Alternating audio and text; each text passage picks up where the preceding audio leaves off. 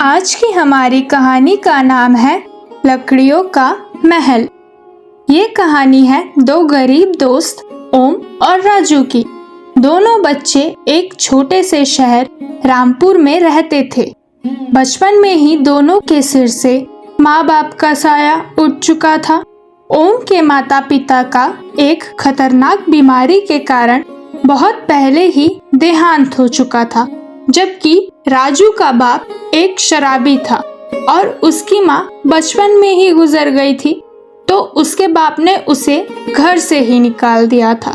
दोनों बच्चे पक्के दोस्त थे और अपना पेट पालने के लिए हर बाजार में जाते और वहाँ किसी भी दुकान में जाकर दुकानदार की सामान बेचने में मदद करते और बदले में खुश होकर दुकानदार उन्हें कुछ पैसे दे देते थे। एक दिन की बात है, वो रोज की तरह ही एक बाजार में जाते हैं, लेकिन आज उनको किसी दुकान पे कोई काम नहीं मिलता। तभी एक आदमी उन दोनों बच्चों को काम खोजते देखकर अपनी ओर बुलाता है। वह आदमी एक बढ़ई था जो लकड़ियों के सामान बनाकर बाजार में बेचा करता था। उसका नाम बिहारी था। दोनों बच्चे उसकी तरफ जाते हैं और उसका सामान बेचने में उसकी मदद करते हैं। दोनों का काम देखकर बिहारी बहुत खुश होता है और दोनों को अपने यहाँ काम पर रख लेता है। वह उन दोनों को साथ लेकर हर रोज नए नए बाजार में सामान बेचने निकल जाता और शाम को वापस आते ही फिर से अपने काम में भिड़ जाता। बहुत दिन बीत गए। बिहारी अब बूढ़ा हो चला था।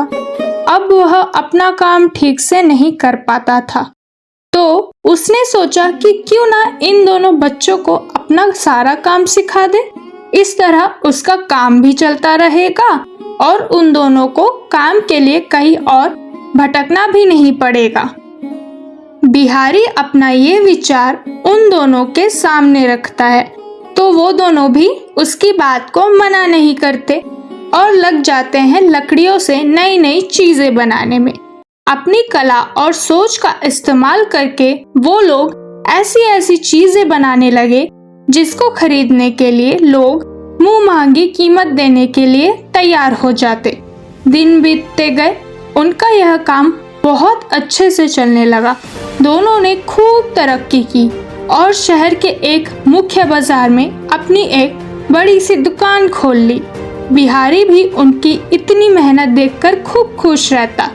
अब उसे कोई काम नहीं करना पड़ता था, क्योंकि अब राजू और ओम ने सारा काम बहुत ही अच्छे ढंग से संभाल लिया था। तीनों बहुत खुश रहने लगे।